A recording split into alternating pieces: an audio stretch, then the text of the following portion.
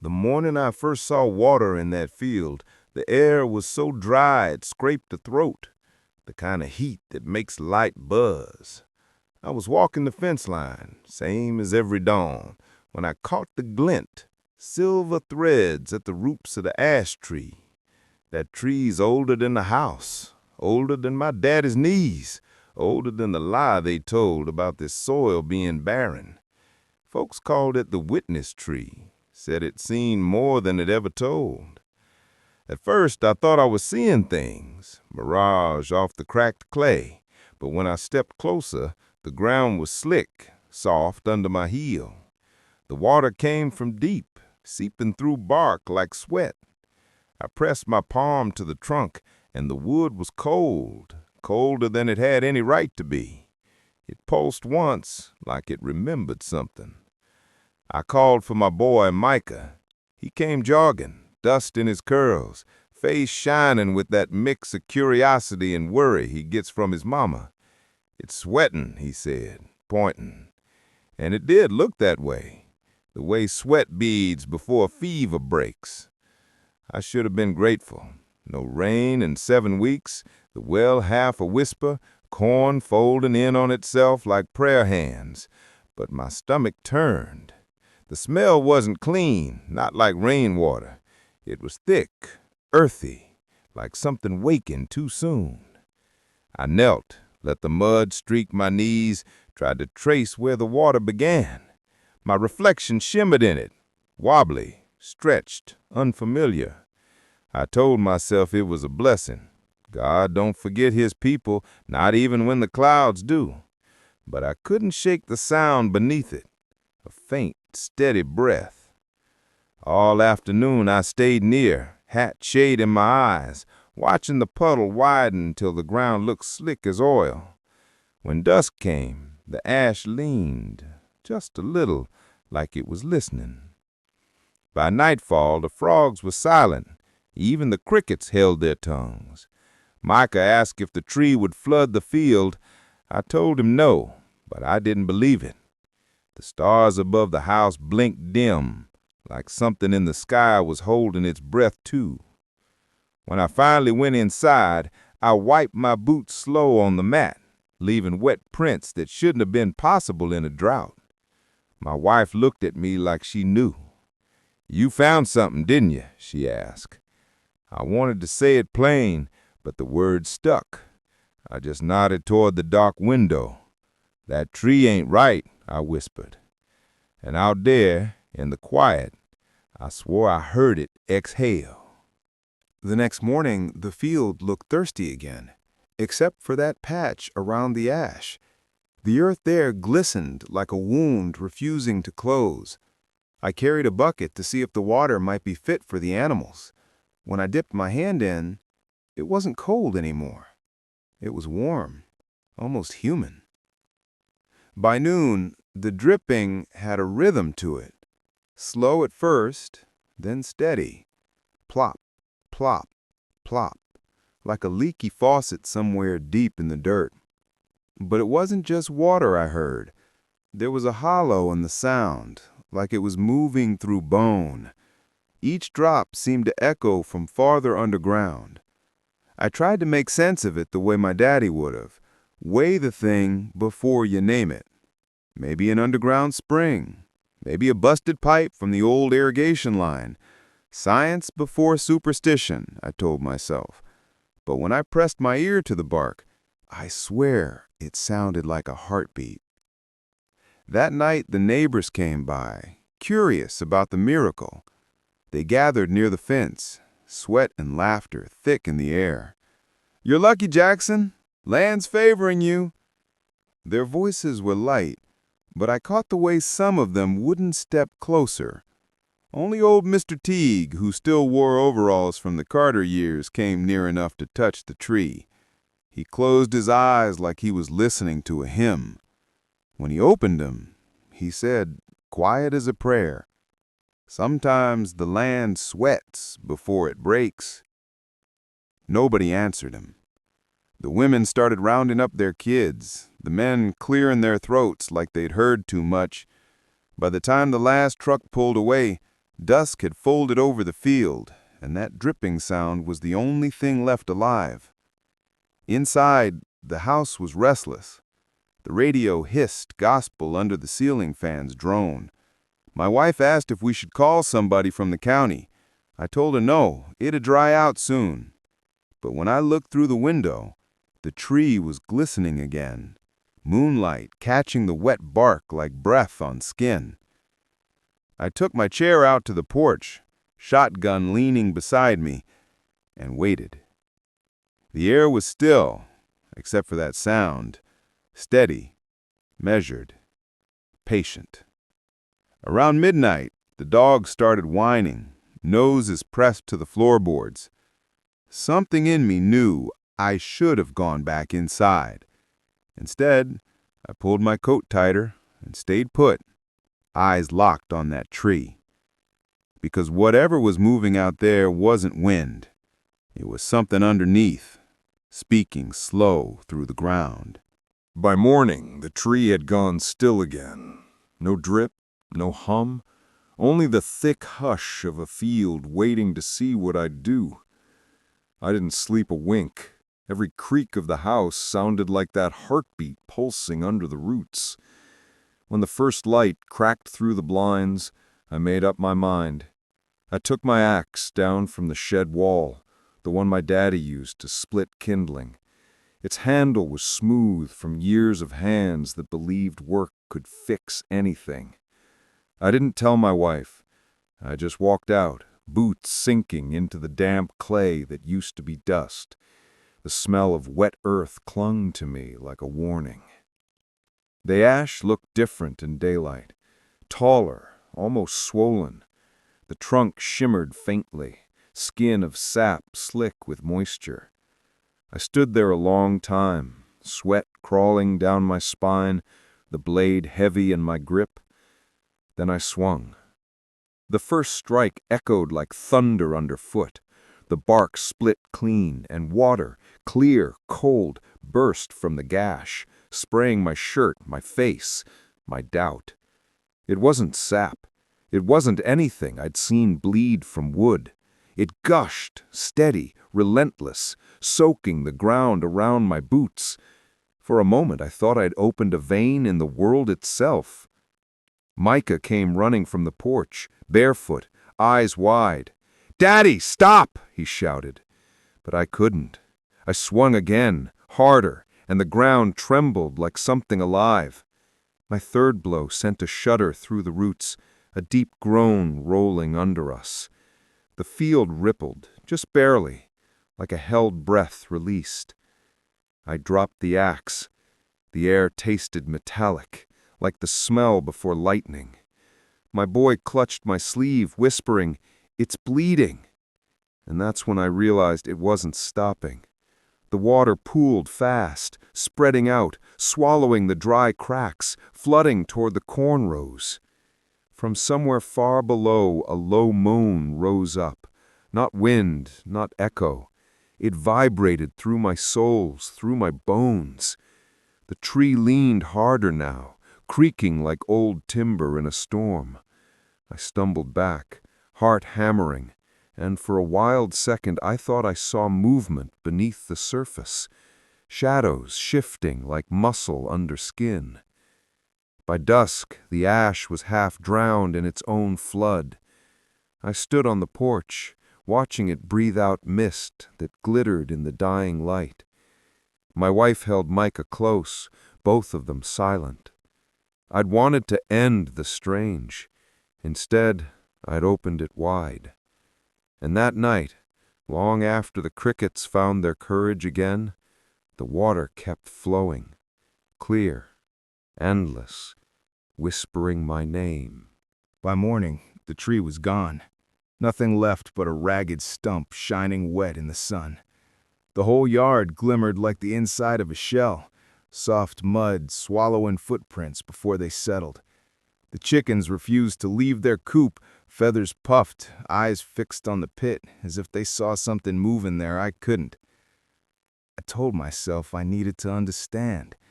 That's what I said aloud, to my wife, to Micah, maybe even to the Lord. Truth was, curiosity is a cousin to fear. Both make a man dig when he should walk away.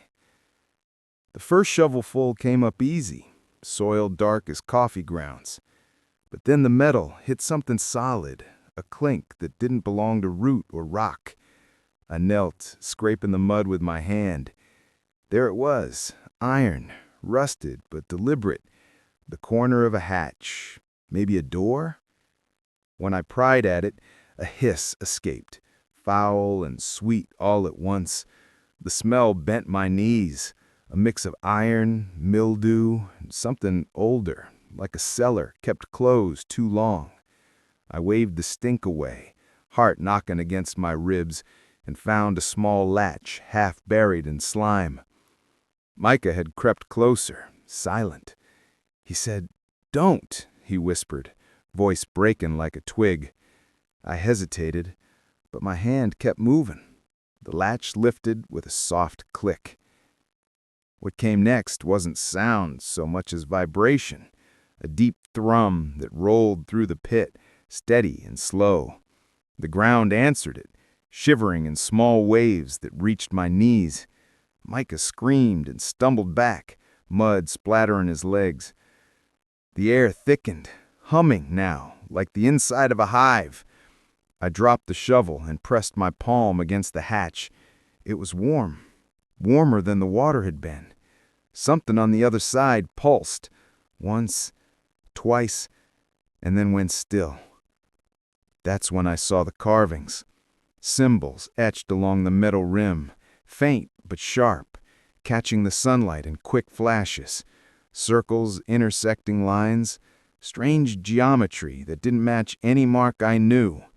I rubbed one clean with my thumb and felt the metal tremble under my skin. The humming grew softer, sinking back into the dirt as if the thing beneath had gone back to sleep. I staggered out of the hole, breath short, vision swimming. My wife was on the porch, hand pressed over her mouth. I wanted to tell her it was fine, that it was just old machinery from the war or some buried relic. But the words didn't come, because the ground under that pit hadn't settled. It was still moving, slow, deliberate, as though it was breathing back. By the third day, word had spread past the county line. Trucks came rumbling up the red clay road, state men, clipboards, cameras, all talk and no eyes for what they were standing on. They wore vests so bright they looked like warnings themselves. I stood by the porch while they argued over terms: aquifer, sink formation, seismic vent. Each word built a wall between them and the truth sitting right under their boots. When one of them asked for permission to drill near the pit, I almost laughed. The ground had already done its own digging. They lowered a camera through the hole where the hatch had been. The feed played on a small screen balanced across the tailgate of a truck. At first, it showed only wet black soil, roots dangling like veins. Then, deeper down, shapes appeared. Carvings again, but bigger, curved like ribs. The men leaned closer, muttering, asking what language that could be. None of them noticed that the sound beneath the static wasn't interference. It was that same low hum I'd been hearing for days. One young tech rewound the footage, slowing it frame by frame. "Looks like metal architecture," he said, voice too calm. "Or bone." The sheriff cut him a look that said not to start trouble, but his fingers were trembling when he lit his cigarette. I watched their machines blink and beep, watched their confidence waver as the soil trembled beneath their boots. One man said they'd hit a pressurized water pocket. Another called it a natural fault line. But I saw the fear bloom quiet behind their eyes. Around noon, a sound rolled through the valley. Deep, long, like thunder crawling on its stomach. The ground split just beyond the corn rows, a crack running clean through the field. Water surged up in a pale gush, smelling faintly of iron and something sweet, almost floral. The county men backed away fast, shouting orders that meant nothing. Micah clung to my side, whispering that the earth was alive. I didn't correct him. By evening, the flow hadn't stopped. The water rose over the hatch and kept coming, spreading in ripples that reflected the pink bruise of sunset. I thought of all the sweat this land had swallowed, all the prayers buried in it. Maybe it wasn't waking in anger. Maybe it was remembering. When the last truck drove off, leaving the mud full of tire ruts and the air full of fear, I stayed alone by the edge. The hum was louder now, steady, constant, like breath beneath my feet. And when I looked toward the hills, I could see the soil itself trembling, as though the whole valley had begun to breathe in time with the tree that once stood there. 2 days later, the county sealed the road, posted signs that said unsafe terrain, as if paper and wire could keep the earth still. My neighbors packed their trucks, roofs piled high with everything they could carry. When the sheriff came to our porch, hat in hand, he wouldn't look me in the eye. "You gotta leave it be, Henry," he said. "Ain't safe no more." But this was more than land to me. It was inheritance, the last thing my daddy's callous hands ever gave me. I told him I'd stay. That night, the air shifted. The first drop of rain hit my arm like a coin. Then another, then dozens. For the first time in months, the sky let go. But the water that fell didn't soothe, it stirred. The pit began to shimmer, ripping from the inside out, like something underneath was drinking deep. By dawn, the rain hadn't stopped. The ditch by the fence was overflowing, red clay running like veins through the grass. I could feel the tremors in my bones, small, constant quakes, the land breathing heavier. My wife packed clothes for Micah, begged me to come with them to her sister's house in Montgomery. I told her I'd follow soon. She kissed my cheek like she didn't believe me. By noon, the sheriff's cruiser was gone, and so were the neighbors. Only the low drone of the rain remained, the smell of wet pine and diesel hanging in the air. I walked to the barn, my father's initials still carved into the doorframe, and felt the floorboards twitch under my boots. I stepped outside just as the first crock opened behind the house. It wasn't a fall, it was a sigh. The field folded inward, slow, almost gentle, like it was tired of pretending to hold itself up. Fences leaned, posts vanished. The barn's frame gave one groan and disappeared whole, dragged into the throat of the earth. The noise it made was so deep I felt it in my chest. I ran, mud sucking at my legs, shouting names that vanished into the wind. From the ridge, I watched the valley collapse, a wide circular wound filling with rainwater that steamed as it rose. The smell of iron and ash mixed into the storm. For a moment, it looked like the world had stopped breathing. Then the hum came again. Low, steady, alive. The rain eased toward dusk, and what was once my land had become a lake. My reflection trembled in it, joined by the warped ghosts of the trees. Somewhere beneath that dark water lay the hatch, the roots, the house, my past, all folded back into the same wet silence. Some inheritances don't pass through blood. They bury themselves in it. And as the last of the daylight burned away, I saw steam curling from the surface, rising slow and rhythmic, like the earth itself was exhaling at last. Weeks passed before they lifted the barricades. By then, the sun had burned the mud dry, and a new lake shimmered where my life used to be. Folks came from towns over just to see it. Reporters, sightseers, college kids with drones. They called it Jackson's Sink, like it was a tourist stop, not a grave. I stood at the edge one morning, with a cup of coffee that had gone cold in my hand. Mist clung low, curling around the cattails that had already begun to sprout. The surface looked calm, but I knew better. I could feel the same slow pulse beneath my boots, faint but faithful. Some nights I still woke to it, a rhythm deep under the floor of the trailer the county put me in, the hum finding me wherever I tried to rest. The officials came with cameras and equipment, measuring what couldn't be measured. They said the collapse was geological, a fluke. The newscasters said miracle. None of them said loss.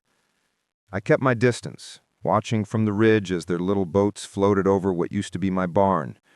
I could almost see the ridgeline of the roof just below the surface, a ghost shape. When they finally packed up, the quiet that settled felt heavier than any machinery. At night, the mist rolled thick again. I'd sit by the window, lights off, listening. Sometimes I thought I heard voices under the hum, low, steady, like prayer underwater. Other times it was just the wind through the reeds. Either way, I answered in silence. One afternoon I walked down to the shore alone. My boots sank into new mud, soft and cold. The air smelled green again, not of iron or decay, but of something beginning. I crouched, touched the surface, expecting it to recoil. Instead, the water held still, warm under my fingers. When I stood, I noticed a small crack in the soil just above the shoreline. From it rose a single green shoot, thin, trembling, defiant. It glistened in the last light, like a promise or a memory trying to live again. I didn't call to Micah. I didn't take a picture. I just stood there, the hum soft beneath my feet, thinking how healing might sound like this. Quiet, steady, and almost holy. And when the wind came across the lake, it carried a sound faint as breath, something that almost called my name. Spring came early that year. The rains softened the ridge and brought a thin lace of green around the lake. Micah helped me drag a patch of soil from the far end of the valley, earth that hadn't sunk, and we filled a barrel by the trailer steps. I'd kept that green shoot alive in a mason jar, roots twisting like fine thread. When the sun rose over Jackson's Sink, I planted it. The sapling stood no taller than my knee, but the leaves were wide and glossy, shaped just like the old ashes had been. I tamped the soil down, whispering a thank you I didn't know how to finish. The ground beneath it gave a faint tremor, more a sigh than a shake, and I took it as acknowledgement. A reporter came that afternoon, young woman with a notepad and kind eyes. She said she was writing a story about the phenomenon. I made her coffee, sat with her on the porch. "What did the land say to you that day?" she asked, voice careful, as if she were asking about a person. I looked past her, out toward the water. The lake caught the light in strange patterns, ripples that crossed each other and settled again, like a chest rising after a deep breath. I thought about what to tell her, how the hum still lived in the soles of my feet, how I sometimes dreamed of roots pushing up through water, searching for air. "Nothing stays buried forever," I said finally. She wrote it down, then looked back at the sapling. As she drove away, I stayed on the porch. The evening light dipped gold over the surface of the lake, turning the steam to ribbons. A whippoorwill called from somewhere in the pine stand. I could smell the wet clay, the sweetness of new growth. The air felt lighter than it had in months, though beneath it all I could still feel the rhythm, slow, patient, eternal. Mine came out barefoot, leaned against my shoulder. "It's growing fast," he said. I nodded. The sapling's leaves fluttered though the wind had drawn still, whispering soft, like the old ash calling home. I don't fear that sound anymore. It isn't warning, it's memory reaching forward. The land remembers us, every step, every word. Maybe all we ever do is remind it we're still listening.